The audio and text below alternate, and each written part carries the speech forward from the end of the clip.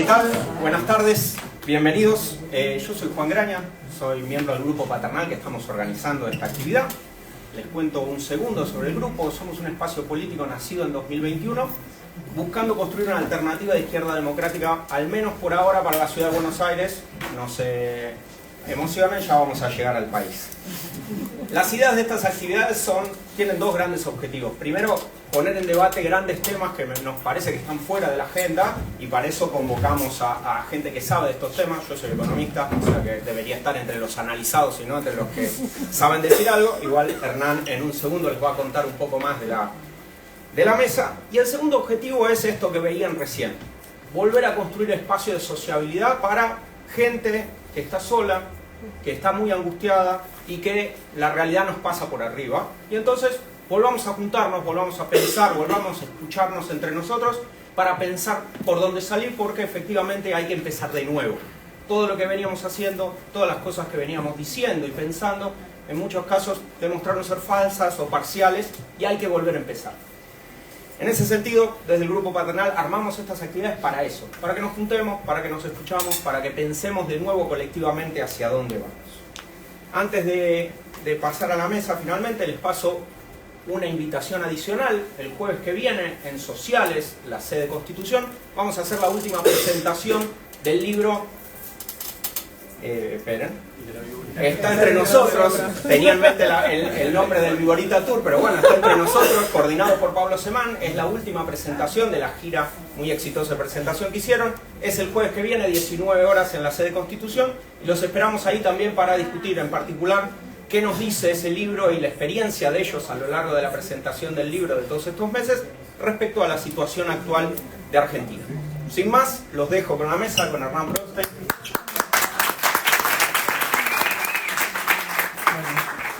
Muchas gracias por venir. Les cuento brevemente que en nuestras reuniones del Grupo Paternal, generalmente los temas que vamos tratando van más que nada por el lado de la política general, por el lado de la economía, por el lado de la educación, por el lado de la ciudad, y siempre aparece, siempre, en todas las reuniones, la pregunta por el impacto sobre la subjetividad, ¿sí? Por lo que le pasa a las personas que habitamos en principio esta ciudad, y bueno, en algún momento también por los que habitan el país. Y Gran Buenos Aires, ¿sí? Por favor. Entonces, era tanto hablar sobre esto, y lo que notábamos también es que, sobre todo, en los momentos de entre reuniones, en los cafés, en las previas, en los bondis, en los viajes, siempre me hacían esta pregunta, ¿no? ¿Qué onda con la gente? ¿Qué pasa? ¿Qué ves en el consultorio? Y de ahí empezó a surgir la idea en el grupo, justamente, de armar una mesa para poder trabajar esto.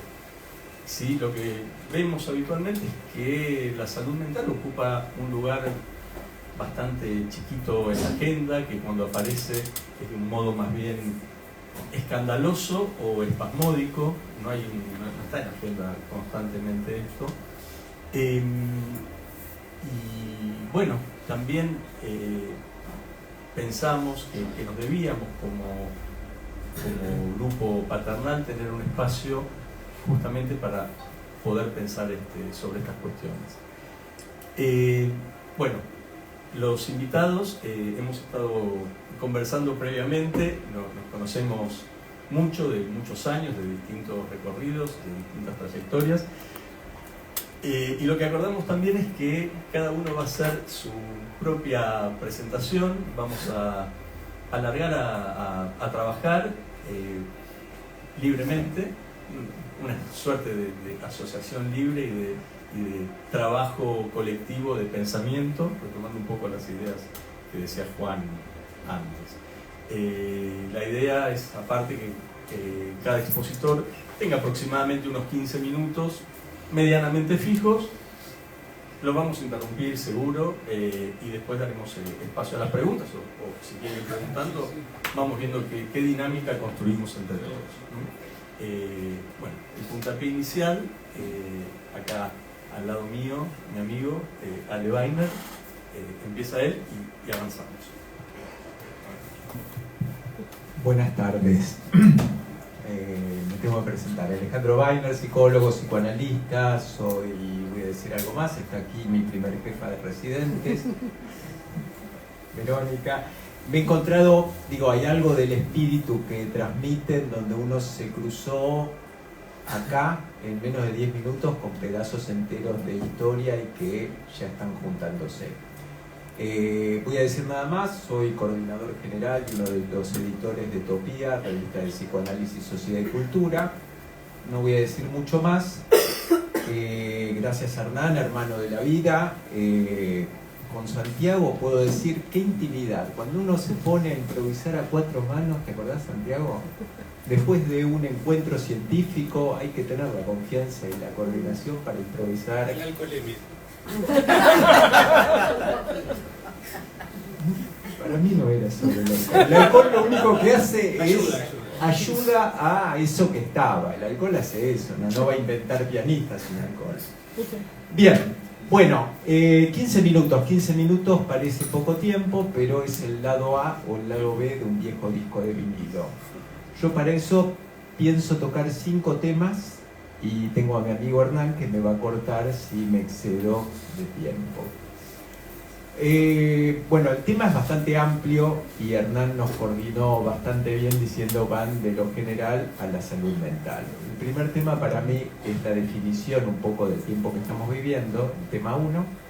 Del lado es que para mí estamos viviendo tiempos de neofascismo, que son distintos a los fascismos originales. Y a nivel mundial esto se va dando. Si no se diera a nivel mundial no estaríamos viviendo lo que estamos viviendo en nuestro país. Desde el lado de salud mental, el neofascismo creo que produce fragmentación social y promueve procesos de desidentificación, suena difícil y es difícil, y desubjetivación, promoviendo algo que está en el título de la mesa, algo así como la culpabilización de ciertos grupos sociales, así como era hace 100 años, los judíos, los comunistas, los socialistas, siguen siendo los comunistas y los socialistas grandes culpables, de todo el malestar que uno vive. También puede ser inmigrantes, puede ser distintos grupos, y me parece que uno de los problemas centrales es que promueve la violencia destructiva y autodestructiva. Esto en el campo de salud mental es bastante notable en cuanto a los aumentos de lo que serían cortes, intentos de suicidios, violencias, abusos, cantidades de cosas que tendría que tener una lista para leerlo. Un ingrediente particular que voy a tocar en el tema 3, según creo, es la cuestión del individualismo recargado, le podría poner. ¿Por qué? Porque a todo esto se promueve la gestión absolutamente individual de todo lo que sucede. Nos proponen ser emprendedores cuando en realidad la propuesta es uberizarnos y después acusarnos de lo que va a fracasar, y seguro que va a fracasar. Fin del tema 1. El segundo tema, ¿qué promueve todo esto? Para mí y para quienes venimos discutiendo desde antes de las elecciones en todo el Consejo de Redacción de Topía, intercambiando, promueve un traumatismo colectivo. Traumatismo implica los excesos que no podemos metabolizar psíquicamente. Vivimos una realidad que nos excede y que promueve, son síntomas, voy a leer una definición que encontramos, aspectos más angustiantes y dolorosos, lo más sufriente, producto de significaciones que no se pueden poner en palabras, síntomas del desvalimiento característicos de lo que vivimos, depresiones, ansiedades, intentos de suicidios, etc. Voy a decir 2 o 3 cosas. Encontramos lo que está sucediendo con, por ejemplo, los intentos de suicidio y suicidios de adolescentes. Y aquí me detengo un poquitito porque esto es un tema grave que ya venía sucediendo al salir de la pandemia en distintos lugares del país. Por supuesto que en muchos casos se utiliza el hecho de no comunicar con medios de comunicación como coartada para no hacer una mínima estadística que pueda permitir planificar. A esto yo dije una tormenta perfecta porque además, por la uberización, todos los dispositivos que se promueven, salvo algunas excepciones, pero lo que se está promoviendo es desmantelar todos los abordajes grupales, comunitarios, sociales a las cuestiones, y si estas cuestiones las abordamos tan solo individualmente, no nos vamos a alcanzar ni siquiera con lo que tenemos estando en la ciudad de mayor porcentaje de PSI de toda la galaxia, creo. Porque no va a alcanzar y no alcanza, si no, no tendríamos los datos que tendremos. Este tema es un tema porque además se dan situaciones clínicas, como por ejemplo en niños, la cantidad de niños, al menos por la experiencia, después podemos discutir, charlar, atiendo adultos, no atiendo niños, pero he tenido varios padres cuyos hijos nacieron un poquitito antes de iniciar la pandemia o después de la pandemia con diagnóstico de TEA. TEA, que nosotros los de salud mental sabemos y los demás quizás no saben, es trastorno del espectro autista. ¿Qué solución se les da mayoritariamente? Y es la solución entre comillas, que todo un lío, un quilombo iba a decir, sí. Científicamente válido sería el abordaje individual, pensando que es un problema neurológico y son abordajes simplemente biológicos con medicaciones o con entrenamientos cognitivos conductuales. Desde ya los padres tienen que llevar individualmente a los chicos si se los asusta. Tengo un paciente asustados porque se cierra la ventana del crecimiento, con lo cual tienen que hacer un montón de cosas mientras no tienen un solo espacio estos padres que tienen que sostener a este niño o esta niña. Seguramente Marcela y Santiago van a contar otras cuestiones, pero cuando hablo de traumatismo es algo de que excede estos padres que tienen que llevar a los niños, cantidades de cosas que tenemos que hacer, cosas que nos exceden sistemáticamente. Tercero, dije que voy a hablar y levemente. Hay una particularidad en la deriva neofascista, por eso no es fascista, sino es una nueva forma de fascismo, que es insistir en la libertad, carajo. Freud decía, dime de qué alardeas y te diré de qué careces. Repetir sistemáticamente algo no implica que eso valga, porque de la única libertad que nos están hablando es de la libertad de mercado. Poco tiene que ver la libertad de la cual hablaba y publicó antes de terminar toda la investigación Erich Fromm con el miedo a la libertad. Erich Fromm escribe el libro en 1940, lo publica antes de terminar toda una investigación que estaban haciendo en lo que era la escuela de Frankfurt sobre el carácter de la sociedad moderna, y dice, me ocupo de la libertad porque el mundo está viviendo algo que merece que yo publique esto. No tiene nada que ver esa libertad con la libertad de la cual están hablando, que es solo la libertad de mercado para uberizarnos.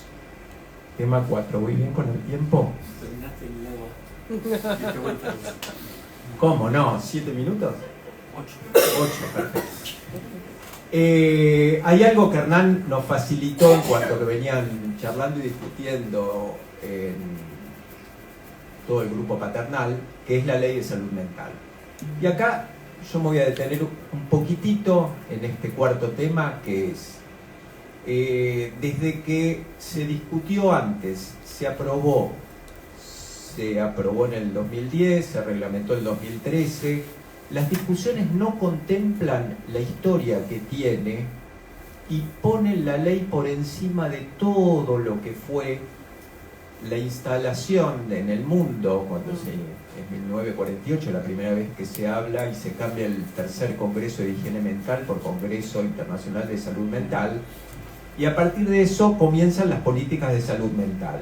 La ley es un paso más. Y me remito, y acá les voy a contar un poquitito de una historia, que es la de Franco Basaglia, que es quien, bueno, dentro de la historia de salud mental, un psiquiatra italiano, marxista, que logra, después de mucho trabajo y de trabajo en todo un grupo que era el grupo Psiquiatría Democrática, cerrar el manicomio en Trieste en el 77, y después de bastantes luchas políticas en el 78 aprobar la ley 180, que es la ley de avanzada, es la primera ley en cuanto a cerrar los manicomios y otra clase de atención. Basaglia viaja a Brasil porque lo invitan en el 79 y le preguntan, bueno, ¿qué piensa de la implementación de la ley? Digo porque acá se discute si la ley sí, la ley no, está fácil. Entonces le preguntan a Basaglia, y Basaglia lo primero que contesta es, soy italiano, echa la ley, echa la trampa, vamos a ser claros.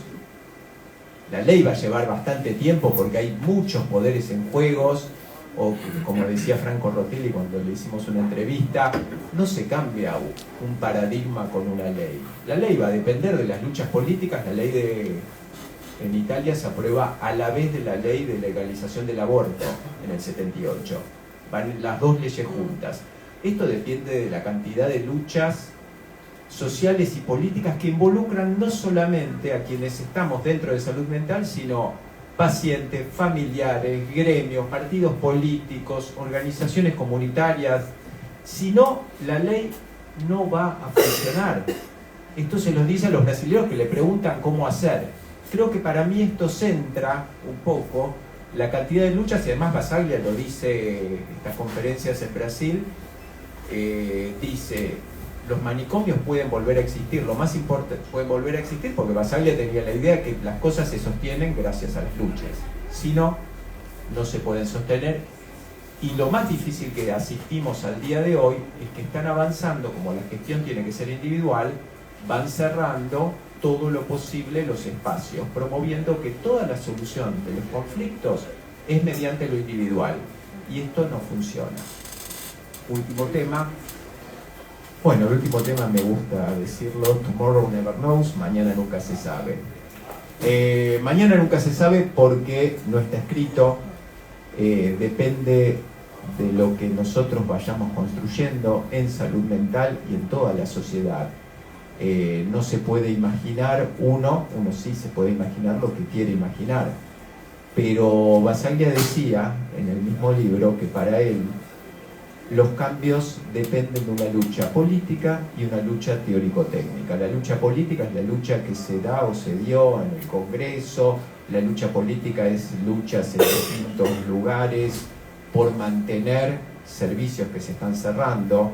Lo que está sucediendo es enorme. No me detuve mucho porque la semana pasada, les digo solamente, me invitaron del Colegio de Psicólogos de Tucumán y me contaron algo que me pareció terrible, pero terrible por varios motivos. Están atendiendo en lugares, digamos, en centros de salud, y reciben chicos que se desmayan de hambre en los consultorios. Lo cual es terrible como imagen, pero lo más terrible es pensar cómo a alguien se le ocurre que ese chico que seguramente llegó a un consultorio de salud mental por problemas o de conducta, de violencia o de lo que fuera, la solución de la familia, el colegio, quien fuera, es llevarlo al consultorio. Y las discusiones que se pueden dar dentro de los equipos, si es cuestión de salud mental o no salud mental, lo que le pasa a este chico. Lo que nosotros podamos ir haciendo, y con esto termino, con el último tema de Revolver, que era mañana nunca se sabe, es que las luchas políticas y teórico-técnicas van a depender de nuestras manos, que la historia no está escrita y que nos tenemos que poner una vez más manos a la obra. Muchas gracias.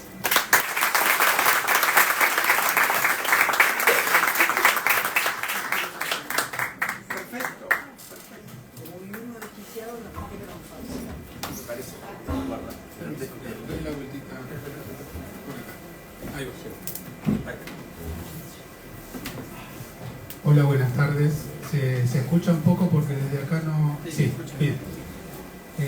Muchas gracias, Hernán Bronstein, por la invitación.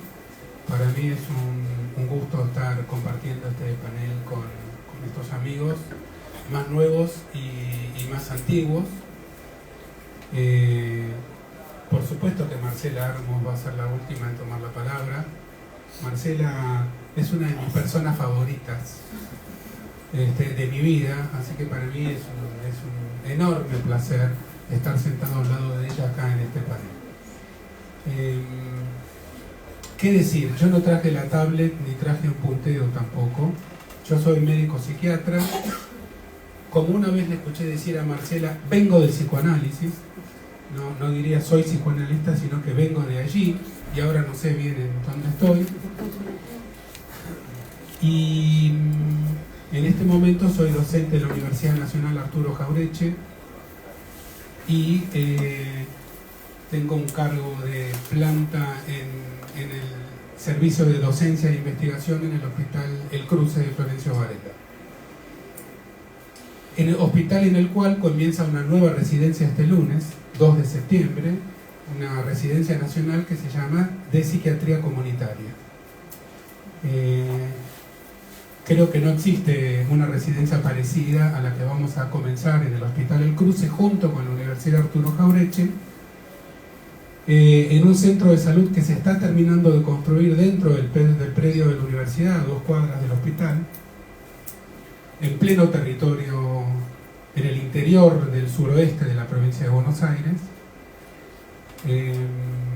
Un edificio muy hermoso, el nuevo centro de salud, totalmente contracultural, a contramano de los tiempos, porque ahí hay relación añeja con las intendencias de Berazategui, de Florencio Varela, de Quilmes, hay apoyo de la provincia.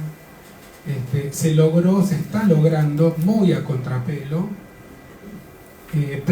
iniciar por lo menos, un proyecto que después veremos cómo rueda en adelante, de trabajo interdisciplinario.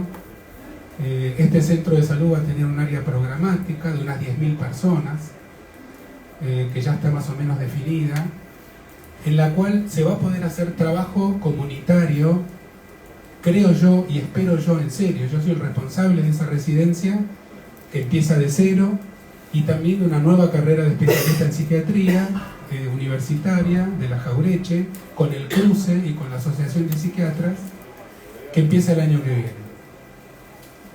Esperamos realmente poder reproducir y reinventar el adjetivo comunitario.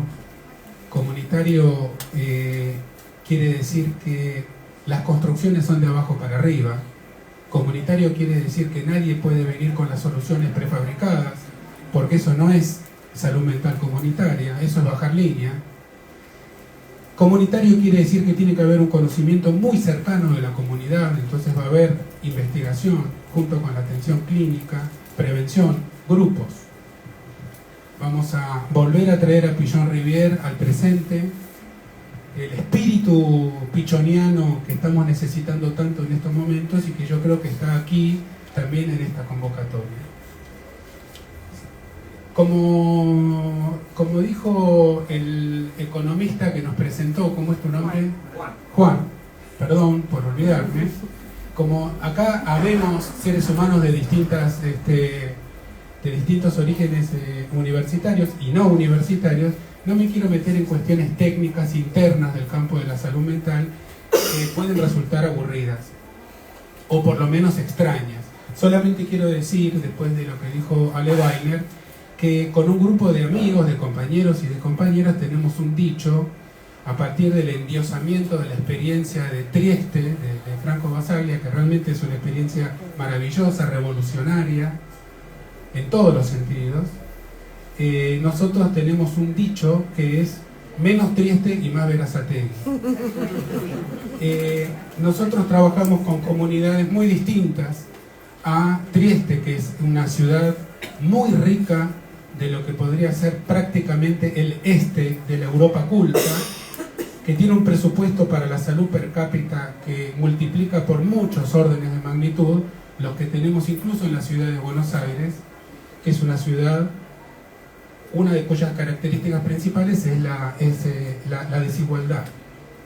En nuestra ciudad, donde estamos en este momento hablando, tenemos tasas de mortalidad infantil en algunos barrios equivalentes a las de los países más pobres de África, y tasas de mortalidad infantil en Belgrano, Núñez y Palermo parecidas a las de países escandinavos.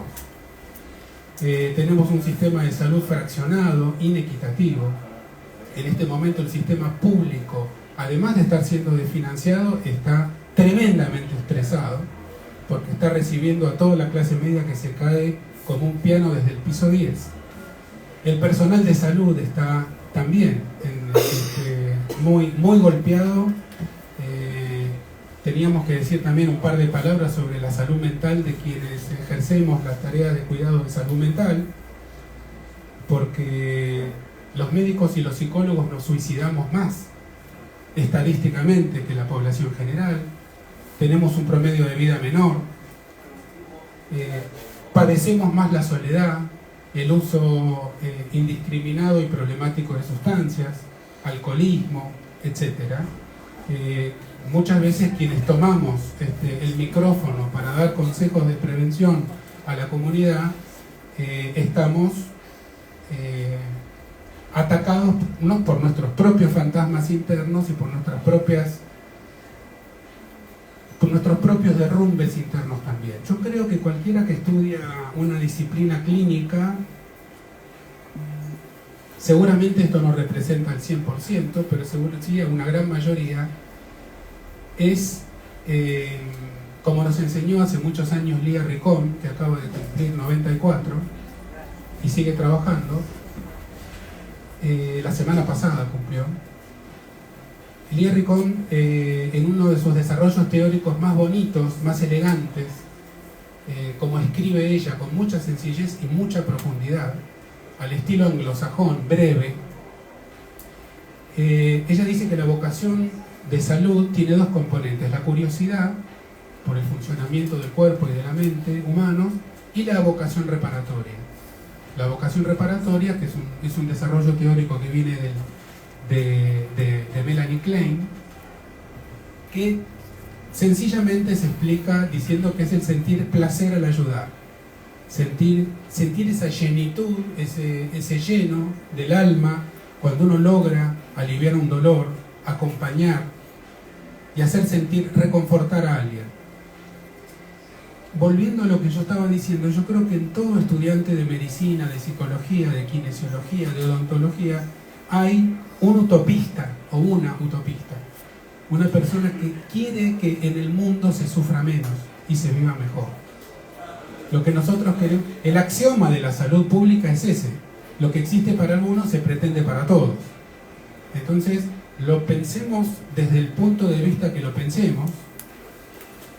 La persona que tiene que trabajar en un hospital, en un centro de atención primaria de la salud, descentralizado, en un consultorio, en un contexto como el actual, donde predominan las narrativas de odio, la crueldad, donde vemos en nuestra ciudad la proliferación de personas en situación de calle. Hemos tenido un invierno muy crudo.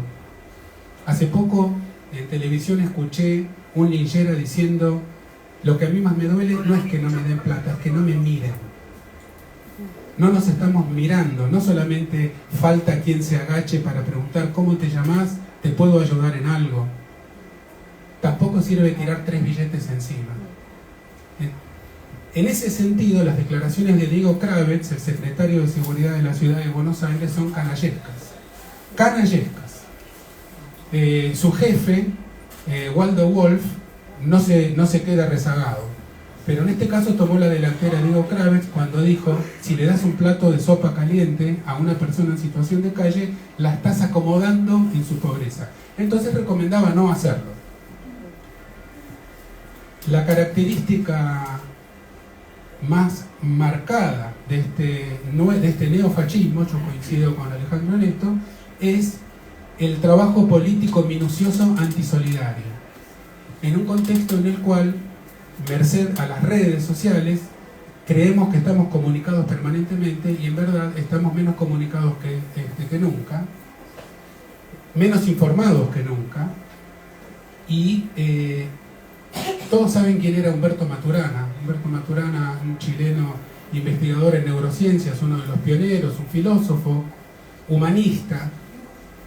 Él se cansaba de repetir, no se cansaba en realidad de repetir, el ser humano no es un ser racional, es un ser emocional, capaz del razonamiento. Quienes manejan los grupos de odiadores, los trolls, esto lo entienden perfectamente. La derecha nos ganó con la grupalidad, ellos lo llaman focus group. La derecha nos ganó con la comprensión de cómo se manipula anímicamente, porque una persona que está sola, que odia, que siente terror, es una persona que termina votando como terminamos votando en octubre del año pasado. Hay un estudio reciente que muestra que la gran mayoría de los votantes de Milei se autoconsidera sola, que padece de soledad. La soledad, la crueldad, los discursos que promueven paranoia son nuestros principales enemigos en este momento, de la salud mental, de cualquiera que tenga en la cabeza una idea política de un mundo mejor, donde entremos todos y todas. Para no dejarlo sin decir, la gran mayoría de los psiquiatras y de las psiquiatras de nuestro país hemos estado siempre de acuerdo con la Ley Nacional de Salud Mental 26657 y creemos que estamos mejor con ella que sin ella. Pero como dijo Basaglia, citado por Alejandro, con eso solo no alcanza. En Argentina hay 5.000 villas miserias, donde viven aproximadamente 6 millones de personas. Esto antes del aumento indiscriminado, del aumento criminal de la pobreza que produjo este gobierno actual. Ojo que habíamos terminado el gobierno anterior con 45%, no veníamos del paraíso. Nunca hubo un aumento tan violento, tan rápido en tan poco tiempo. La misma razón por la que existen las villas miserias, donde hay gente que está privada de luz, de cloacas, de agua potable, esa es la misma razón por la cual existen depósitos de personas con trastornos mentales crónicos. No existe un sistema justo, un sistema de salud justo en el contexto de un sistema social injusto. Por lo tanto, cualquiera que pretenda un sistema de salud justo y equitativo, donde a nadie le falte nada, tiene que pretender simultáneamente, antes y después, un sistema de vida, un sistema social, económico y político, en donde la riqueza, la belleza y el acceso a la cultura humana sea equitativo para todas las personas. Y cierro, y le doy el micrófono a Marcela Armus, diciendo que yo creo que una de nuestras luchas culturales más importantes, más trascendentes, tiene que ser la promoción del amor por la diferencia. Los discursos de odio, los discursos crueles, promueven la homogenización. Escuchamos al ministro de Justicia esta semana en el Congreso de la Nación, diciendo que este gobierno no reconoce ninguna diferencia sexual que no tenga que ver con el sexo biológico. Un Tyrannosaurus Rex lo diría mejor que el ministro Cunio Libarona, que defendió la familia. Ese señor defiende la familia. Entonces, nuestra militancia tiene que ser, en mi opinión, amplia. Este no es momento de detenernos en los narcisismos de las pequeñas diferencias. Son momentos de juntar fuerzas de todos y todas las que queremos una construcción sólida que perdure en el tiempo y que permita albergar esa sustancia tan necesaria, indispensable, que es la esperanza, sin la cual va a continuar el camino que nos lleva a la estadística de la Organización Mundial de la Salud, que dice que para el año 2050, acá a la vuelta, dentro de 25 años, la depresión va a ser la principal enfermedad del planeta, por encima de las enfermedades cardiovasculares, del cáncer, de las infecciones, de las pandemias infecciosas. La depresión, que ya en este momento afecta un porcentaje altísimo alrededor del globo. Entonces, ¿qué podemos decir desde la salud mental? no hay salud mental tenemos que redefinir lo que nosotros pensamos que es salud mental, porque en esa definición está nuestra concepción política.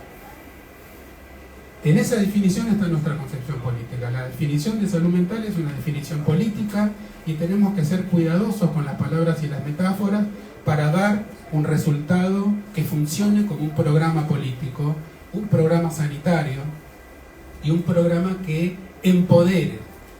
Ya no estamos más en las épocas en donde hasta los liderazgos tienen que cambiar, si me disculpan 30 segundos más. No queremos más liderazgos mesiánicos, no queremos más gente que nos venga a decir cuántos pares son 3 botas. Tenemos que promover la construcción colectiva, grupal, horizontal, con liderazgos capilares, para lo cual tenemos que aprender también a callarnos la boca, a dar la palabra y aprender del movimiento feminista que viene trabajando por consenso, no por mayoría. Discusión, discusión, discusión, discusión, consenso. A mí me parece que ese es un aprendizaje que nosotros tenemos que tomar todos, nos identifiquemos con el género que nos identifiquemos, porque ha sido uno de los motivos de la fortaleza de este movimiento, que nos sigue inspirando en la búsqueda de nuevas definiciones de salud mental, que por supuesto necesitan una definición de equidad social también, y una definición de utopía, que traccione todo este movimiento hacia adelante, lo que a su vez se apoya en la necesidad de un sentimiento común de esperanza, porque la esperanza, si no es común, si no es colectiva, no es esperanza, es optimismo, no es lo mismo. Le paso la palabra a Marce, gracias.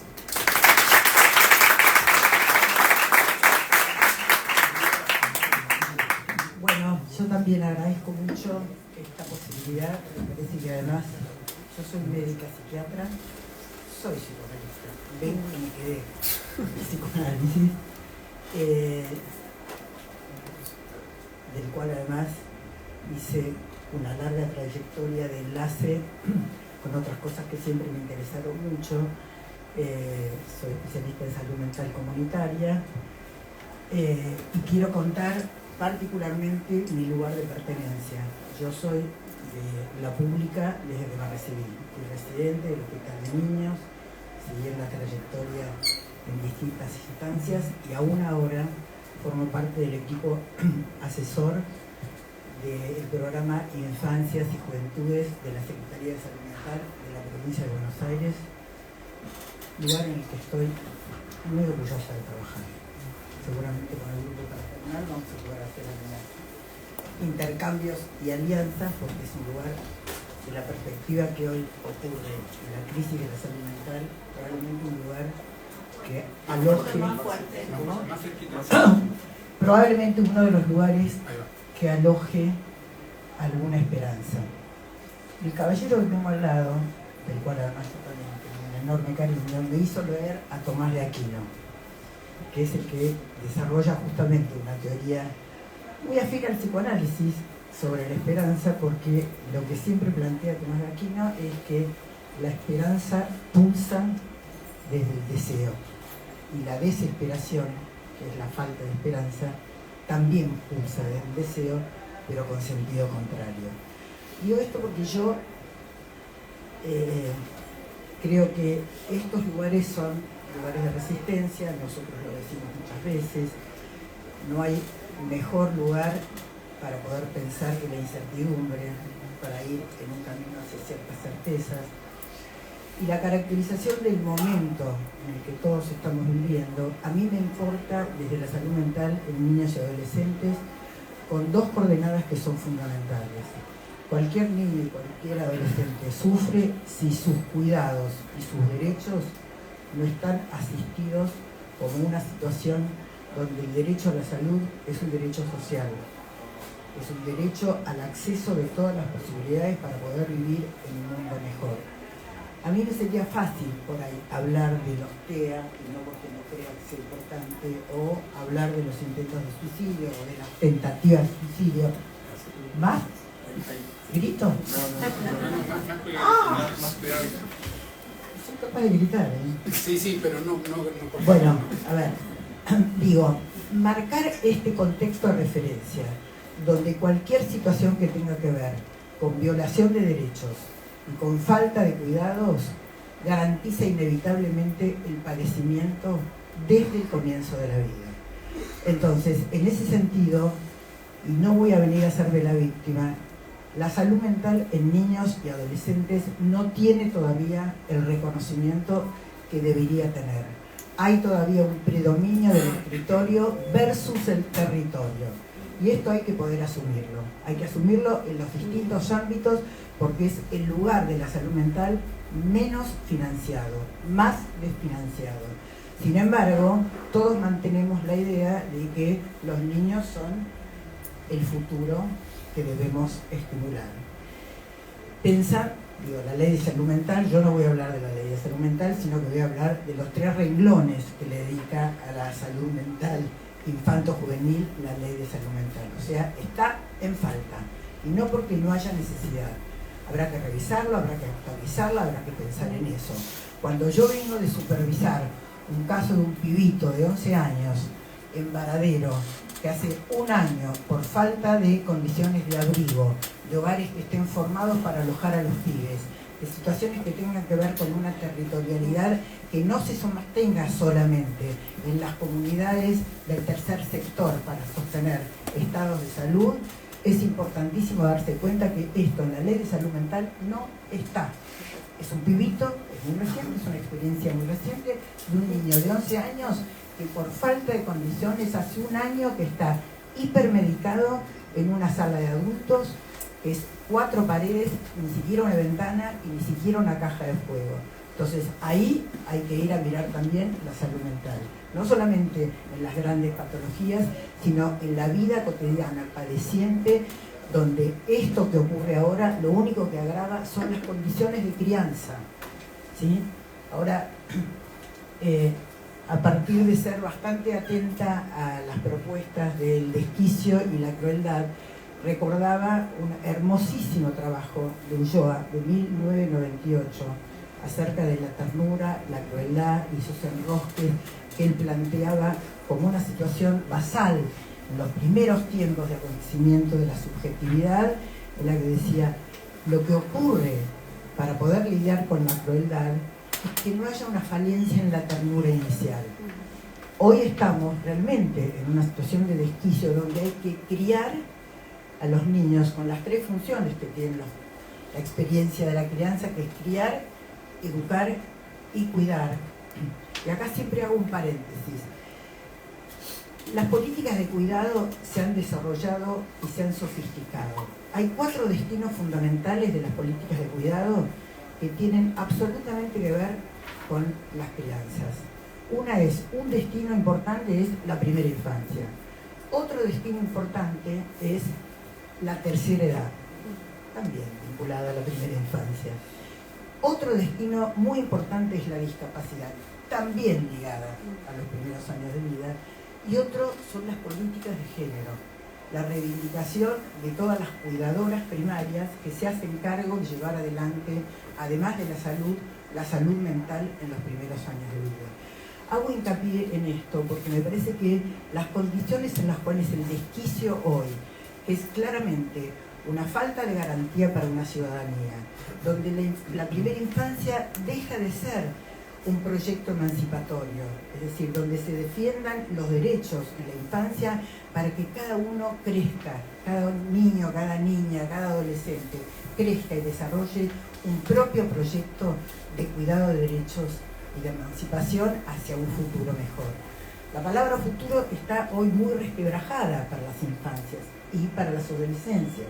Hay padecimientos graves, las ludopatías, sé que lo preguntaban, los suicidios con las nuevas morfologías de representaciones que permanecen y persisten.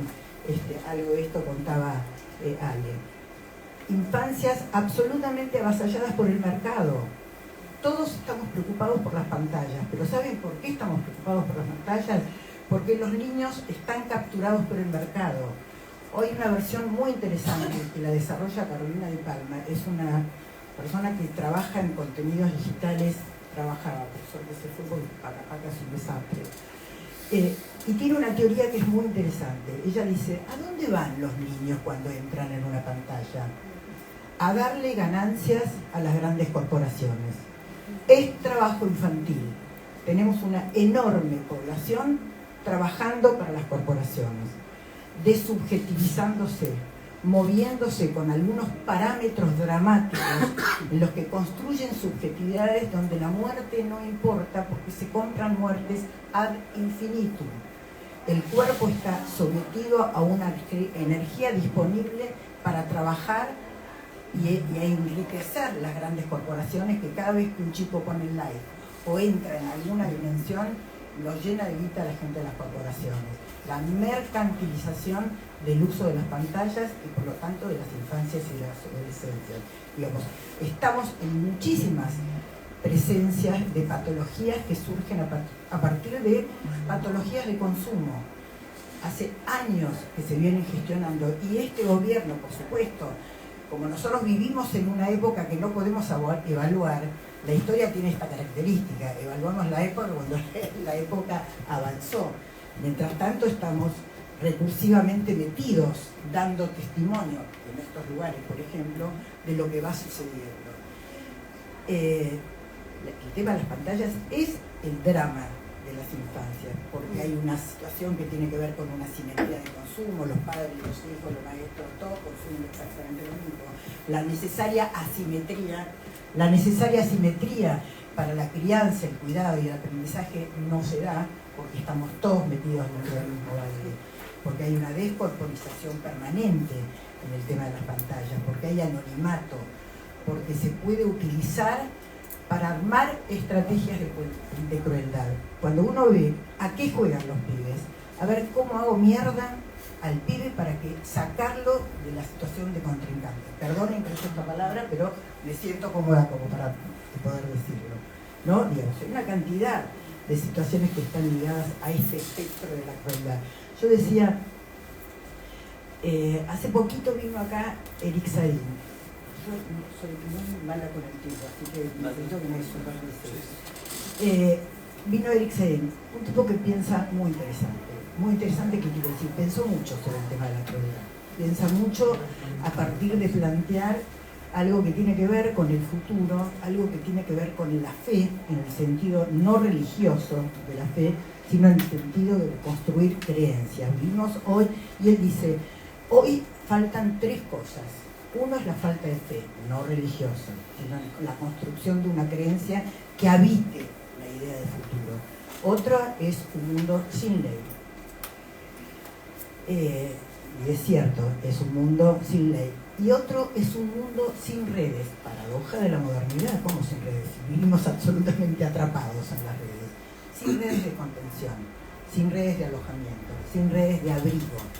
¿Cómo se crece en condiciones en las que estas situaciones que operan como garantía no están? Porque tenemos un presidente y un gobierno desquiciado, pero estamos desquiciados nosotros también. Hay un cierto desquicio personal que hace que hayamos perdido nuestro propio orden.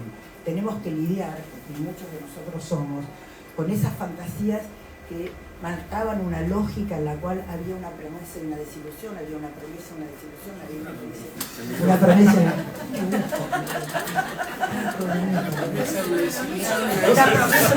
desilusión. Prometo seguir hablando de esta manera. Pero bueno, interesante, digamos, porque nos iba creando como una idea de que había algo que podíamos construir. ¿Quién puede construir hoy una promesa a futuro? Estamos devastados en esta representación. Aún así, yo creo que hay sitios de esperanza. Y no me pongo, como soy habitualmente, tengo optimismo patológico. ¿Vos también? ¿Vos también? Sí. También. Y seguimos lidiando con algunas cuestiones. A mí el trabajo en provincia me permite generar nichos de esperanza.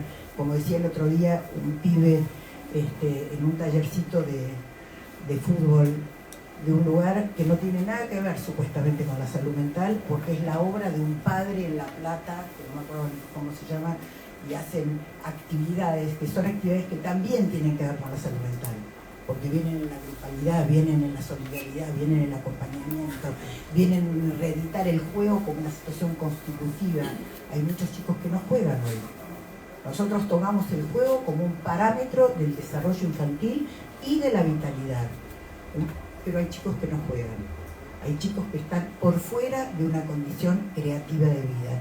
Se acerca este pibe y alguien le pregunta, ¿comiste hoy? Y dijo, comí lo que hay para seguir jugando. Lo que hay me mantiene todos los días. Lo que hay. Es interesante porque es un retorno a repensar cómo se las arreglan algunos lugares para seguir con lo que hay, pudiendo vivir y sobrevivir. Entonces, esto también es salud mental. Les decía que a mí me gustó mucho escucharlo a Elizabeth, porque él decía, se rompió el contrato social. No hay manera de criar en una condición de salud mental si el contrato social está roto. Si vivimos en... No sé si ustedes leyeron el libro de... ¿Puedo hacer un chico? Sí. Hay un libro que se llama Desquiciados, que es de Ale Grimson. Es un libro recontra interesante porque toma mucho el tema de la salud mental sin ser gente que viene de la salud mental. Así que sería interesante que lo traigan porque la verdad que el libro es sumamente apropiado. Él habla de esta cuestión de la crueldad, habla del desquicio, habla mucho de las democracias crueles, ¿sí? En estas condiciones se desarrollan situaciones que son de micropadecimientos. El micropadecimiento es al final un trauma acumulativo. La pobreza como valor absoluto no necesita de ningún otro indicador. La pobreza es absoluta en su condición de producir padecimiento, ¿sí? Determinantes sociales y ambientales que están absolutamente en estado de achatamiento, que determinan también, los determinantes sociales y ambientales son acceso a la salud, educación de los padres, vivienda, digamos, todas condiciones que son en forma indirecta facilitadores del mantenimiento de una salud mental adecuada. En la cepa de crianza ni que hablar. Ustedes deben haber escuchado, por ejemplo, la ley de los 1000 días. La ley de los 1000 días se construyó, puedo dar fe, porque fui una de las que produce insumos para la ley. Tenía como condiciones en la parte de salud mental 4 cosas. Una era que los niños crezcan con placer, que haya disfrute, que haya coparentalidad y que se sostengan los vínculos. Esto lo pongo a rodar. Y el juego, la coparentalidad, el disfrute, el placer y los vínculos. Se construyó todo esto en función de pensar dónde estaban las carencias para anidar eso que siempre planteamos, que es el comienzo de la vida tiene que tener determinadas garantías como para que un cuerpo, ahí donde el cuerpo existe y se habite, como decía Spinoza, en qué cuerpo habitamos nuestra existencia, se puedan garantizar. Era una ley que, si bien era una ley integral, tenía muchísimos aspectos vinculados a la salud mental. Hoy es difícil que haya posibilidades de concretar este tipo de cosas, entre otras cosas porque la ley está desfinanciada. ¿Cuánto me falta?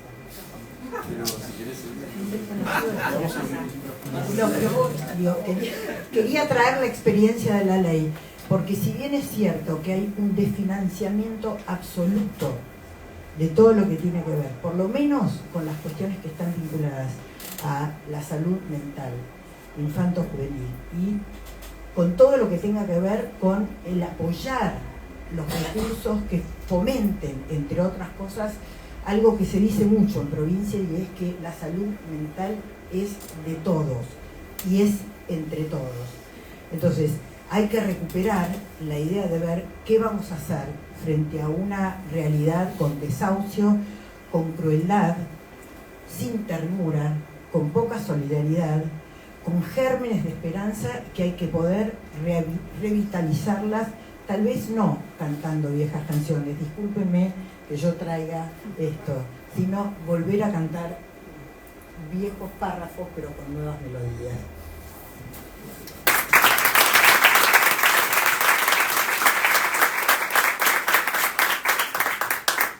Ya me copé. Yo estaba pensando mientras escuchaba a Marcela, que es re importante, muy montón lo que dijo Marce recién. Se mencionó acá el término subjetividad. Y eso nos trae, y también quería mencionarla, ya que estaba mencionando a nuestros queridos predecesores, a Silvia Bleichmann, una de las desarrolladoras más prolijas del concepto de subjetividad, que es relativamente reciente en la historia de las ideas. A principios del siglo XX, subjetividad y psiquismo eran sinónimos. Subjetividad sería lo que va cambiando en función de los valores de las épocas que se sostienen en cada paradigma, y psiquismo sería lo invariante en función de la teoría freudiana, un aparato psíquico clivado con instancias que se manejan con una cierta legalidad, que si se rompe esa legalidad se producen determinadas consecuencias.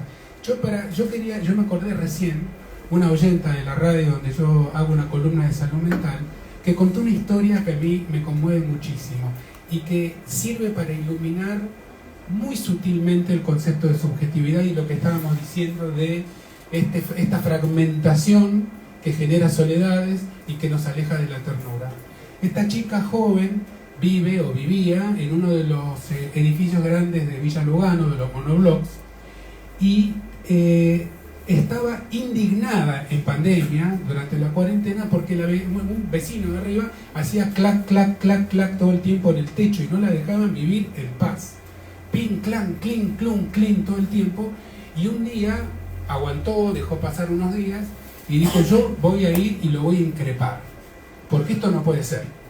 Subió un piso por escalera, tocó la puerta y le abrió la puerta una chica un poco más grande que ella, con una discapacidad, que andaba con un andador.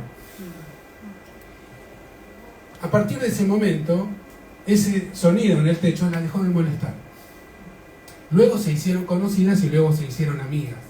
Pero a mí me parece una historia fantástica, una microhistoria fantástica, porque ilustra perfectamente cómo es el contexto de comunicación o de incomunicación lo que genera muchas veces las condiciones de los distintos afectos, los afectos amorosos o los afectos odiosos.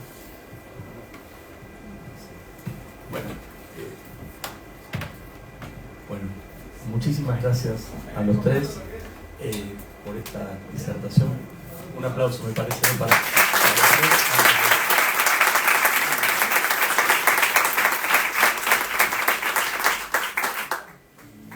Bueno, si les parece, ahora pasamos un espacio para poder preguntar, reflexionar, comentar, etcétera. Creo que podemos seguir largamente con esto. Recién me impresionaba esto de marcar los tiempos, y en realidad tuvimos como un tiempo muy tradicional que utilizamos los psicólogos, los psicoanalistas. En 50 minutos lo laburamos. Fueron 50 minutos exactos, y en realidad... Nos vemos la próxima. Gracias paternal, maternal.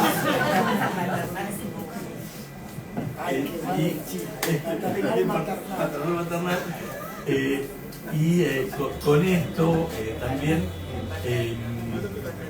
bueno, ayer lo comentábamos justamente, me acordaba, con Javier, que está por ahí, esto del tiempo que tenemos nosotros trabajando, que es nuestro trabajo implica también trabajar todo el tiempo con el sufrimiento de nuestros pacientes, pero también es un tiempo sumamente grato. El trabajo nuestro, la lentitud de cómo transcurre una sesión, ¿no? que ahora un poco se ha perdido con estos dispositivos y estas tecnologías que, bueno, bienvenidas sean, pero nos perdemos de esta posibilidad de compartir ese espacio con nuestros pacientes. Y también no es lo mismo esto, perdón, sé que se está transmitiendo en vivo, ahí hay una cámara, que bueno, bienvenido sea también porque llega mucha gente, pero escuchando las disertaciones Y el clima que se generó acá realmente es, al menos a mí me conmueve mucho, quería decirlo. Muchas gracias a los tres nuevamente. Y bueno, y vamos a las reflexiones, preguntas, etcétera. Empezamos con Damián, que ya levantó la mano. Hay que acercarse porque si no los del streaming no escuchan, es que no se escucha el streaming. Es el streaming, Damián. No es porque no se escuche. Por el streaming. Ahí estamos, acá. Bueno, hola, ¿qué tal? Buenas tardes. No, quería alguna reflexión respecto al todo el tema de lo que tiene que ver con las redes sociales hoy, atadas justamente a estos dispositivos de frustración que creo que exprofeso, digamos, generan, y cómo eso, digamos, está relacionado al hiperindividualismo, ¿no? Es una pregunta para Marcela, pero yo me animo a hacer una mini introducción. Está demostrado, detesto esa palabra, pero está muy bien estudiado, cómo las aplicaciones, por ejemplo, para citas, y no voy a decir nombres porque estamos en streaming, están diseñadas cuidadosamente para que nadie encuentre el amor de su vida, pero sí que se aproxime un poquito. Porque si realmente el que busca o la que busca encontrara lo que busca rápidamente, se perdería el negocio. Entonces está muy milimétricamente diseñado para que se genere siempre una cuota de frustración que continúe el uso permanente de la aplicación. Otro estudio neurobiológico muestra también con bastante claridad que es mucho más fuerte el afecto de perder en los juegos de apuestas que la satisfacción de ganar, y que es esa frustración la que vuelve a retroalimentar el circuito vicioso. Acá hay un especialista en adicciones que dice que sí, porque seguramente lo sabe desde otros aspectos. Entonces, como dijimos de los grupos, como dijimos de las emociones, el sistema nos ha arrebatado un conocimiento que nosotros utilizábamos con buenas intenciones, y ahora se utiliza con otras intenciones, y qué bien que lo hace. Y en eso nosotros también tenemos que trabajar, porque forma parte también de la militancia. Hay un comentario interesante, y es que ahora en las redes hay especialistas, ingenieros del caos. Es decir, se dedican a buscar qué es lo que le molesta al otro, y en función de eso armen una estrategia. Esa es la política, digamos, es parte de la política que tiene este gobierno en función de generar malestar y molestia, porque esto es lo que hace que ellos tengan esa especie de expansión en función de generar este desquicio también. Entonces, es muy sofisticado, es absolutamente preciso, porque juegan por un lado con lo siniestro, por un lado con la derrota, y por otro lado con una especie de accionar que tapona cualquier tipo de posibilidad de salida. Ingenieros del caos, así se llaman. Mira, acaban de prohibir en Brasil, no sé si lo vieron. ¿Ustedes vieron esos cositos que agarran muñecos? Que uno mete una moneda y sacan un muñeco. Y claro que a la larga es interesante, porque la denuncia es que las máquinas están programadas para fallar 99 de cada 100 veces, con lo cual la justicia brasileña lo acaba de considerar un juego de azar. Completo. El aspecto que tiene es otra cosa, pero hoy se considera lo mismo que la ruleta. No. Prefiero, digo así. ¿Alguna pregunta, comentario? Podemos seguir, pero...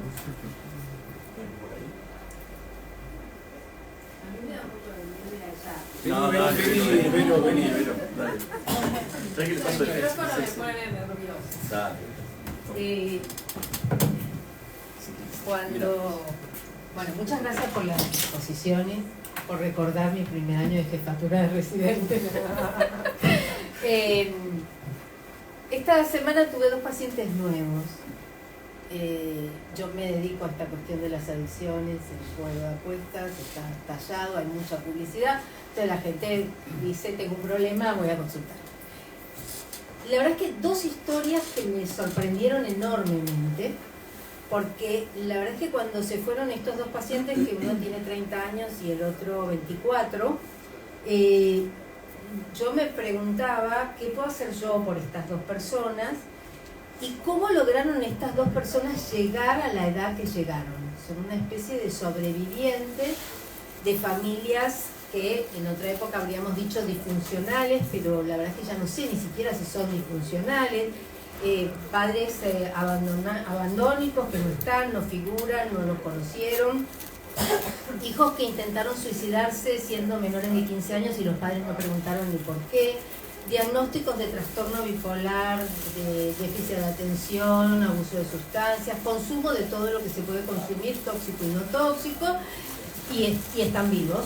O sea, no sé cómo realmente llegaron a este punto. Entonces, por ahí, pensando en las cosas que ustedes fueron diciendo, sobre todo Marcela, en relación a esto de proteger el crecimiento de las infancias para que puedan llegar en un contexto de contención a un proceso de maduración, y pensando lo que podemos hacer, hay dos cosas que por ahí preguntaría en relación a cómo pensar estrategias reparadoras, porque además lo pensé en relación al título de la convocatoria, ¿no? Un momento como de desquicio. Digo, bueno, tenemos un presidente desquiciado porque tenemos una sociedad que está desquiciada, entonces la probabilidad de que emerja alguien más allá del contexto neofascista, digo, que surja alguien desquiciado es altamente probable.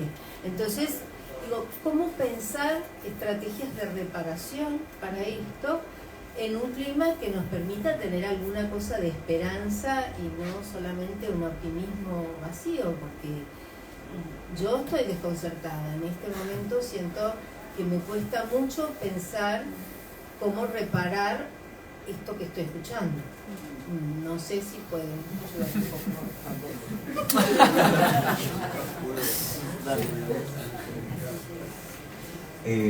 No es optimismo patológico, sino a mí me parece que, inclusive con lo que desarrollamos en la mesa, queda claro que la salud mental tiene que ver con la sociedad en que vivimos y con los dispositivos que son grupales, sociales, familiares, comunitarios. Me pareció fantástico lo que vos contaste, Santiago, de la persona que arriba tenía una persona discapacitada, donde han operado y han de alguna manera triunfado, es en cierto individualismo donde no pensamos que nosotros somos los otros que nos habitan y que dependemos, que nuestra riqueza depende de los otros. En salud mental hay históricamente, no solo Trieste, sino acá, Berazategui, Lanús, Río Negro, Chubut, voy pensando en lugares donde hay experiencias que habitualmente son experiencias muy potentes, que a veces se han publicado en algunos lugares, que han durado cierto tiempo, porque tienen a veces la duración de cierto reloj político en cada distrito, que nos marcan los efectos que tienen y la potencia que tienen los abordajes, celebro lo de la residencia, los abordajes comunitarios en salud mental, que realmente los datos son incontrastables. No hace falta citar lo que dicen en Trieste de la cantidad de cómo bajan los índices en Trieste, lugar rico. En la ciudad de Buenos Aires, Enrique Carpintero, quien fundó Topía, estuvo en el plan piloto Boca Barracas. Atendía él, el equipo, o sea, tomaban todo lo que es Boca Barracas, obviamente otro país y otro mundo, digamos, en la década del 80. Plan piloto Boca Barracas era un plan que vino una vez que Alfonsín da, digamos, todo el plan que se lo quiere dar a Mauricio Goldenberg, pero lo toma Vicente Galli, discípulo de Mauricio Goldenberg. Deciden hacer una prueba de los abordajes territoriales de salud mental, y entonces deciden hacer todo un trabajo comunitario en la zona de Boca Barracas, que es la que rodea los tres grandes manicomios de la ciudad de Buenos Aires. Ahí Enrique dirige el equipo de crisis, o sea, toman todas las crisis comunitarias, en vez de que vayan al manicomio, las atienden en los lugares. Durante los 5 o 6 años que duró esto, atendieron más de 1000 situaciones de crisis psicóticas, crisis, como les contaba Vero, pero década del 80, que no tenían los factores de hoy. Internaron a una sola persona porque pidió internarse, porque abordaban en la propia comunidad los padecimientos, que es un poco lo que vos proponés, Santiago, lo que propone Marcela. ¿Qué diferencia hay? Porque esto está demostrado que es protector de la salud mental. Hay cantidades de historias en distintos lugares. Lo que pasa es que tenemos que poner, y por eso me parece importantísimo que haya cada vez más experiencias, además que se conozcan, porque esto sí potencia la salud mental frente al desquicio y la crueldad que promueven, que además promueven que solucionemos, todo lo solucionamos uno solo y con el aparatito que es maravilloso para un montón de cosas, como para poder hacer una película de ciencia ficción. Para quienes nacimos en el siglo XX, tener una camarita que estemos hablando y que esté filmando y transmitiendo en vivo era parte de Blade Runner, no era parte de lo que iba a pasar en nuestra vida.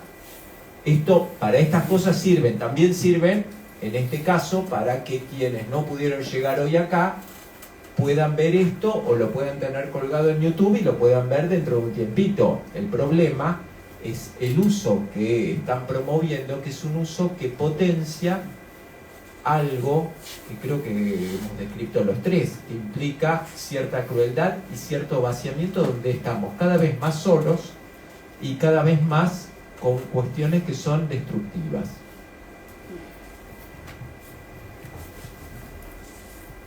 Tomo lo que decía Vero, la pregunta, ¿qué podemos hacer para reparar?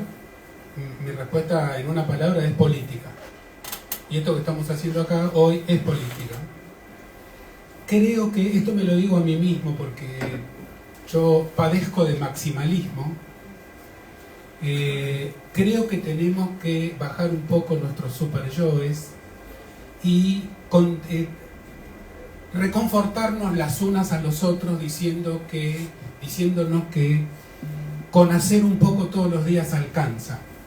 No podemos salir corriendo y cambiar el mundo en forma individual, ni siquiera en una semana o dos. Nadie lo hizo nunca. Destruirlo sí. Y la cantidad de dimensiones que se abren son enormes. Por ejemplo, Ale decía recién publicar. Hay muchas cosas publicadas. Yo les quiero decir que desde hace 30 años aproximadamente, todos los grupos de investigación de los países debajo del Ecuador buscan publicar en inglés y publicar en revistas de alto impacto de citación. Hay un negocio, son 3 editoriales básicamente, que tienen un negocio comercial muy grande, pero no solamente es el problema del negocio, sino que el problema es el coloniaje cultural, ideológico, teórico. Y una de las cosas que nosotros también tenemos que hacer es volver a estimular la producción teórica local, regional, municipal, y publicar en castellano en publicaciones nuestras, regionales. Existe un concepto muy interesante en epistemología que es el de ciencia perdida. Cosas que se publican pero que como no están en los índices, no aparecen cuando uno las busca en la web, se considera ciencia perdida. Nadie lo cita en ningún otro lado, nadie lo lee. También tenemos que aprovechar nosotros las redes a nuestro favor para poder divulgar la publicación de experiencias pequeñas, locales, en nuestro idioma, que permitan que funcionen como inspiración y como punto de partida, como mordiente, para que se repliquen en otros lados. En salud mental infantil o en general en la salud funciona algo que tiene que ver con la territorialidad y las experiencias que de la territorialidad, o sea desde el pie, surgen para poder reparar en algún sentido estas otras cuestiones. Voy a contar solo una anécdota, Vero, de la provincia, y es, empezó a armarse un plan con las escuelas secundarias para que los chicos hablen de qué creen que es la salud mental, en qué consiste, qué es tener algo en relación al tema de la salud mental. Talleres que se hacían semanalmente, casi con la característica de estudiar matemáticas, no era lo mismo, ¿no? Donde la producción es hermosa, en algún momento si quieren yo comparto Eso se hacía como una experiencia muy reducida en determinados municipios que tenían, entre otras cosas, porque no estaba oficializado, cierta condición interna de los grupos intersectoriales, porque la intersectorialidad es fundamental para el tema de la salud mental. ¿Sí? Es una condición de existencia en una cultura comunitaria que se haga cargo de que la salud mental se hace en todos los lados, no en el centro de salud mental. Es absolutamente todos lados, incluidos los ámbitos religiosos, porque tenemos que traerlos a nuestro lado, no cedérselos a nadie. Fue interesante porque la primera cosa que dijimos es, esto lo tienen que conocer todos los municipios, que busquen el recurso, que llamen a la gente más joven o que llamen al trabajador, que incluyan a los hombres, porque la salud mental muchas veces está siempre a cargo de mujeres en lo territorial, ¿no? Cosa que es incorrecta.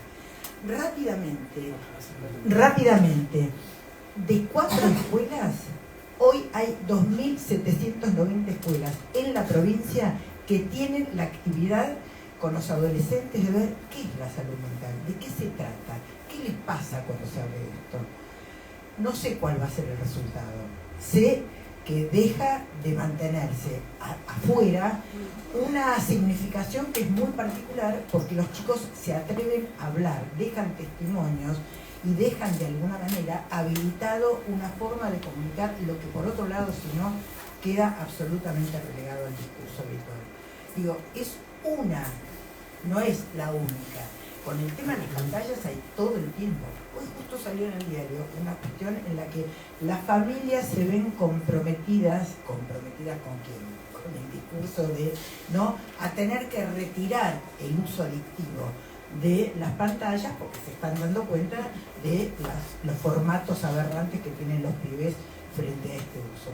Bueno, son pequeñas acciones, no van a reparar absolutamente todo. Y la otra que digo, yo no soy muy de la judicialización, por ejemplo, el uso de pantallas tiene que estar legislado. No hay legislación ni en el uso de pantallas, y hay un derecho digital, ni en las restricciones que tienen que ver con los consumos publicitarios que aparecen en las redes, que son los mayores propulsores de las ludopatías. Uno entra a ver y es calamitoso lo que aumentó el tema de las propagandas en las redes sociales. Digo, tienen que transformarse en políticas, porque la política es lo que no deja a nadie afuera. Y a eso hace falta interés y financiamiento.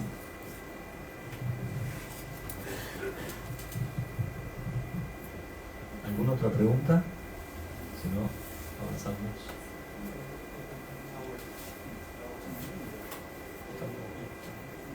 Bueno, entonces aprovecho para decir que los días 7, 8 y 9 de noviembre vamos a hacer el Congreso de la Asociación de Psiquiatras de América Latina, la APAL, en Buenos Aires.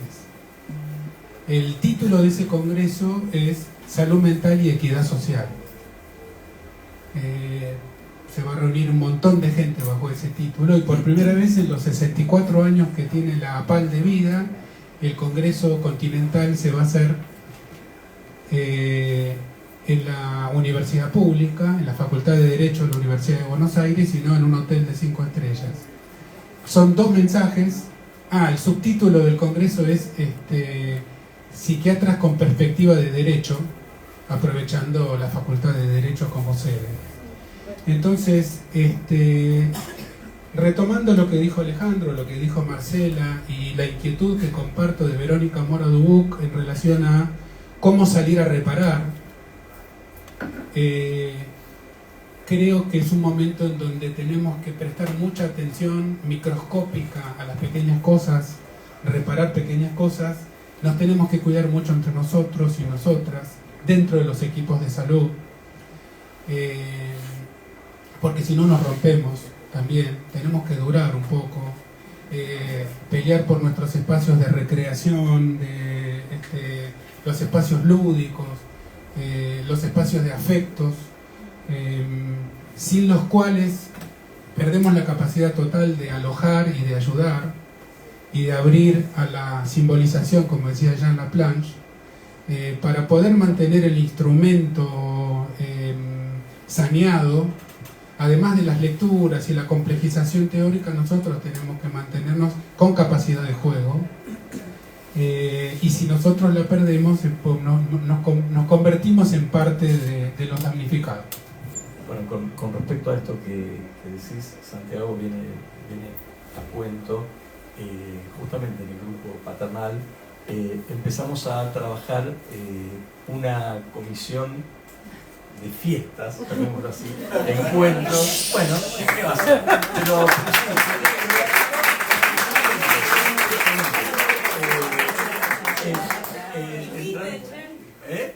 por supuesto que sí.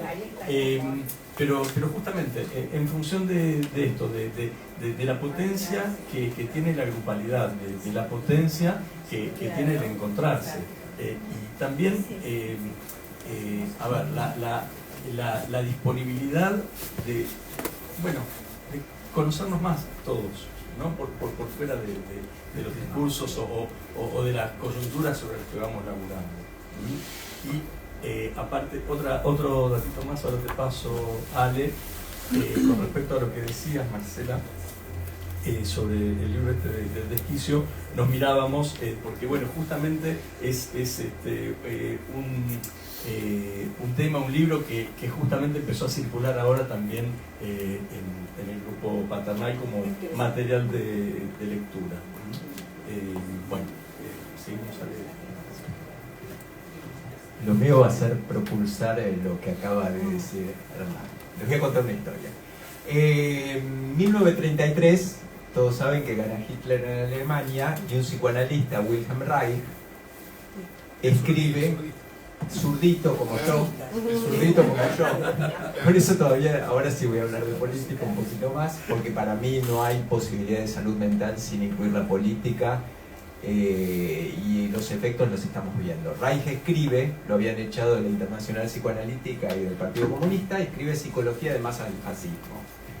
Una de las cosas que dice, ya vean a ver que voy a llegar a la fiesta, porque él trata de entender cuáles son las raíces libidinales, lo voy a decir en palabras difíciles como escribía él, para que apoyen a los nazis. ¿Cómo gana Hitler?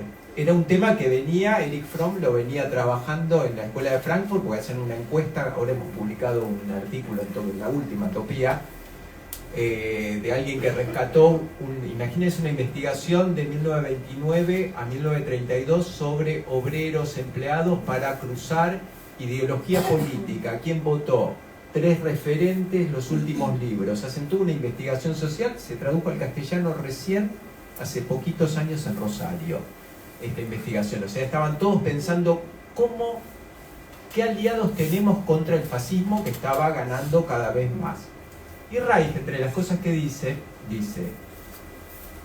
mientras nosotros en la izquierda teníamos reuniones para debatir, lo voy a decir en lenguaje nuestro, cómo repartimos la torta en pedacitos iguales entre todos, ¿qué hacían los nazis? Fiestas, para tener gratificaciones, mientras que la izquierda sigue discutiendo seriamente, con una voz así monocorde y todo, lo estoy diciendo yo. Seguimos discutiendo cosas sin incluir esta dimensión, que es una dimensión central. Es una dimensión central porque si no la incluimos, realmente creo, que Reich decía, nos volvemos super yoico desde la izquierda. Y no, Reich pensaba que todos los problemas venían por falta de gratificación sexual genital.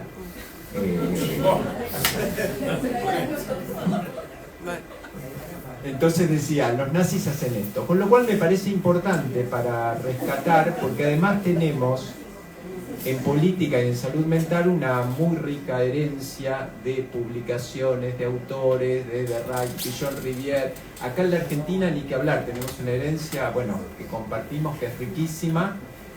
Mencionar a Silvia Bleichmar, a Fernando Ulloa, John Rivière, toda una herencia que nos permiten pensar y además que creo que son insumos no para repetir textual porque estamos en otras condiciones, pero me parece que son importantes y además en compartir comunitariamente con quienes estamos dentro, fuera de la salud mental, con otros, pudiendo, me gustó lo que dijiste, que tenemos que amar las diferencias que podemos tener entre nosotros, porque además es lo que nos enriquece. Yo quiero compartir. Bueno, chao, sí. Se pudrió todo. Los comentarios recién me hicieron acordar una anécdota de Osvaldo Bayer en relación a lo que decías vos sobre la gente en la calle y lo que decías vos sobre, lo que decían ambos sobre el placer y la fiesta, que es, él contaba que paseando por Belgrano, que era el barrio en el que vivía, se había encontrado con una mujer que estaba acercándose a unos pibes que estaban en la calle y le estaba dando medialunas. Entonces, esta mujer, él se acerca a la mujer y le pregunta por qué le daba medialunas, y esta mujer, que no lo reconoce evidentemente, le dice, entendiendo que estaba preguntándole por qué no le daba algo nutritivo en vez de darle algo simplemente de ese tenor, ella le responde, porque tienen derecho a sentir placer. ¿No? Este era el punto, el derecho a sentir placer, no solo alimentarse. Yo solo esto voy a reiterar. Yo hace un rato planteé la fundamentación de la ley de los 1000 días y dije, lo importante es que haya juego, que haya disfrute, que haya placer. Esto es para los primeros 2 años de vida. Esto se corre en el ciclo vital a la capacidad de divertirse, a la capacidad de crear, a la capacidad recreativa. Digo, si esto no existe, démonos por muertos, digamos, porque me parece que ahí está la alternativa, porque también esto es el germen de la esperanza. Lo contrario a la esperanza es la desesperación. Antes hablábamos, yo decía, hay una lectura particular que es cuando hay esperanza, hay deseo y hay capacidad también de poder disfrutar, que es finalmente un objetivo que no puede estar demolido, digamos, no puede entrar dentro del desquicio esto, porque no vamos a tener con qué sostenernos. En la cuña de Figueroa y Guardia Vieja hay una pintada que tiene muchos años, que ahora la repitieron con corrección de género, que dice, para todos el pan, para todos la belleza, para todos todo. Me parece una linda consigna. Yo quiero compartir con ustedes, atención a la hegemonía, un cuadrito que me mandó un periodista que yo quiero mucho, porque se lo escuché decir y le dije, mándamelo. Instituto Francés de la Opinión Pública, IFOP, hizo la misma pregunta en 1945, en 1994 y en el 2004 a el mismo número de personas. Por supuesto no eran las mismas porque unos ya habían muerto. La pregunta es, según usted, ¿qué nación es la que más contribuyó a la derrota de Alemania en la Segunda Guerra Mundial? En 1945 el 60% dijo la Unión Soviética, Rusia. En el 2004 el 60% dijo Estados Unidos. ¿Qué pasó en el medio entre una y la otra? Misma pregunta, mismos hechos históricos. ¿Cómo nos metieron toda esa propaganda por delante y nosotros nos la comimos con cuchillo y tenedor? O procesada, que es más fácil, en las patitas de pollo. Junto con los ultraprocesados alimenticios, que ahora se critican tanto porque modifican la microbiota intestinal, también tenemos los ultraprocesados ideológicos, que nos lo vamos morfando, y parte de nuestra tarea también, en otra de las dimensiones, es poder ayudar a pensar. Verbo que también necesitamos. Coincido totalmente con los tres, en el sentido que sin alegría, sin diversión y sin juego, estamos totalmente muertos.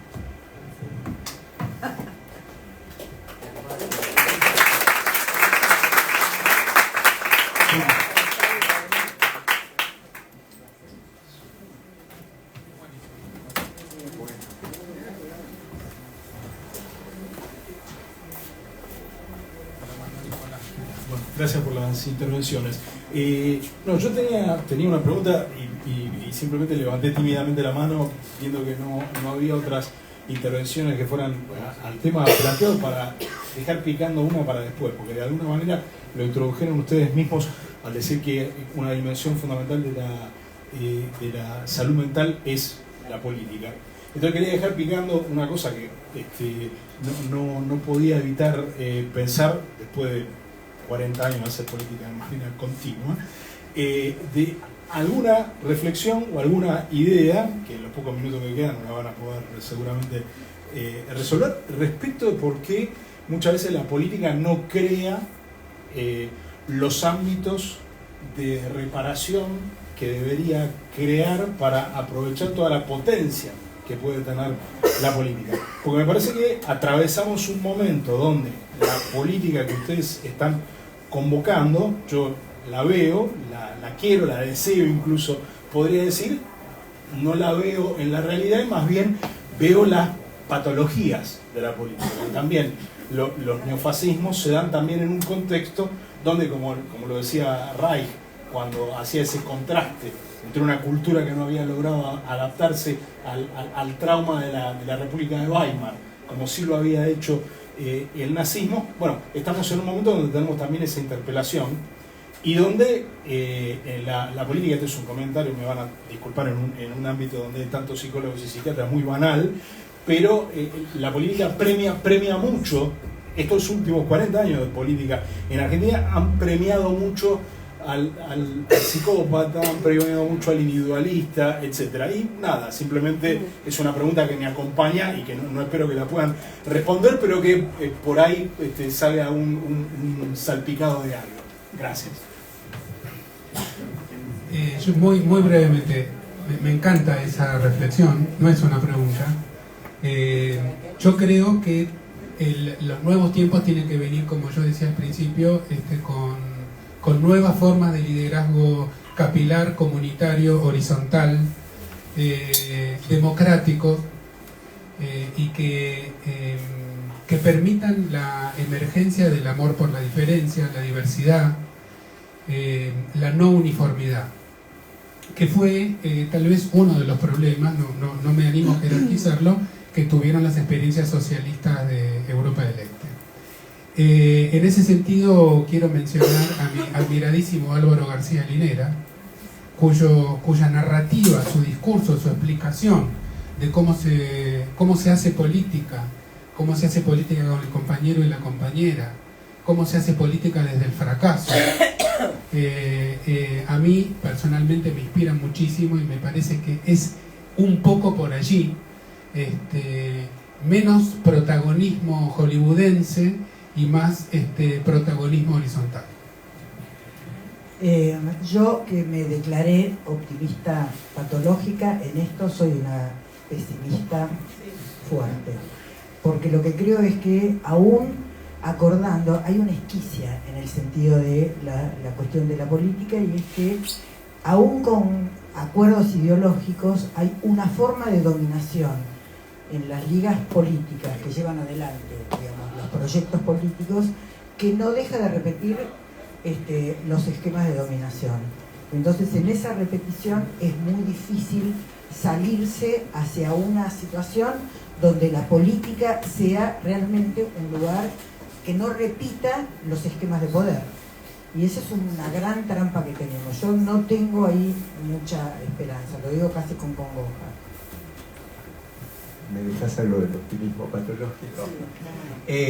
Yo creo que lo que vos decís, los últimos 40 años, es imposible desgajar, Santiago lo acaba de decir, la caída del muro, en realidad la implosión de los estados socialistas, es un punto que para todo el arco de la izquierda es algo que todavía queda dando vueltas, además de sucesivas cuestiones que van pasando en distintos lugares del mundo, de proyectos de centro izquierda que terminan de algún modo o atacados o caídos, podemos discutir mucho, pero creo que hay mucho de, señalo el celular de Santiago, que da la posibilidad de tener esas estadísticas de por qué en el 2004 60% de Estados Unidos. Yo creo que tenemos que pensar que va a ser difícil, que es difícil, quizás voy a decir dos frases. Primero, tenemos, como decía, supongo que Lenin, tenemos que fracasar cada vez mejor. Tenemos que fracasar cada vez mejor. Creo que es importante, bien patológico el optimismo, porque tenemos que fracasar cada vez un poquito mejor. Creo que tenemos muchos desafíos porque es todo un desafío con cierto triunfo donde pensamos, como han dicho alguna vez y repetimos muchos, nos podemos imaginar más claramente el fin del mundo que el fin de este orden social. Y este orden social, este capitalismo, que va siendo cada vez más recargado ahora con lo que algunos llaman capitalismo de plataforma, que implica lo que vos, Vero, decía. Yo te digo Vero, él te dijo todo el nombre y apellido, pero para mí sos Vero. Lo que contaba de estos pacientes, me parece que es un momento muy difícil y creo que es central la cuestión política, porque lo que nos damos cuenta, voy a hacer un poquito de historia, que en una sociedad de pleno empleo como la de la Argentina de los 60, ni bien se inaugura la sala de internación del Policlínico de Lanús, el promedio de internación en un hospital general no había solo manicomios, y querían demostrar cómo no hacía falta que alguien se interne por vida. Entonces tenían la mejor tecnología de entonces, o sea, los primeros psicofármacos, las terapéuticas de psicólogos, del trabajo con trabajadores sociales, terapistas ocupacionales. El promedio de internación era entre 21 y 28 días. Sin embargo, hoy, en los hospitales generales, y además en todas las estadísticas, los promedios de internación son mucho más, duran 2 meses, 3 meses, y en muchos casos, decimos quienes trabajamos en salud mental, no podemos hacer nada porque es un caso judicializado. Con lo cual, eso pasa en todos lados, con lo cual, consideremos, estamos comparando psicofármacos que, si ellos dos hoy indican alguno de esos 4 que existían, les hacen juicio de mala praxis. Porque es así, los 4 psicofármacos que había. Las teorías que manejaban los psicólogos que trabajaban para todo el ámbito de psicoterapias se estudian en las facultades hasta burlándose porque parecen viejas. Las teorías de asistentes sociales, como se llamaban entonces, o de terapistas ocupacionales, también se enseñan en las facultades. Sin embargo, en una sociedad más igualitaria tenían mejor efectos estas herramientas. Creo que este dato contrasta, y ahí vemos la importancia del tejido comunitario que está siendo destruido cada vez un poquitito más. No tenemos, listo, me copé. Bueno, tenemos que ir cerrando. No, cierra la librería.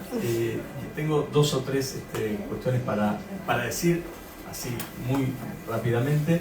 La primera es agradecerle a Ale Barcala, que recién llegó, acaba de llegar, que hizo toda una travesía. Ella estaba también invitada a participar de esta mesa, pero bueno, por problemas de agenda no pudo estar, pero está. Así que bueno, muchas gracias, Ale, por venir. Después, la otra cosa más que tenía para decirles es bueno, agradecerles mucho a todos ustedes la presencia en este día espantoso. Y las 2 últimas cosas, empezamos con música, vamos a terminar también con algo de música, porque me lo están pidiendo, y bueno, al estilo de los recitales, voy a presentar nuevamente a nuestros disertantes: Santiago Levín, Marcela Armus, Alejandro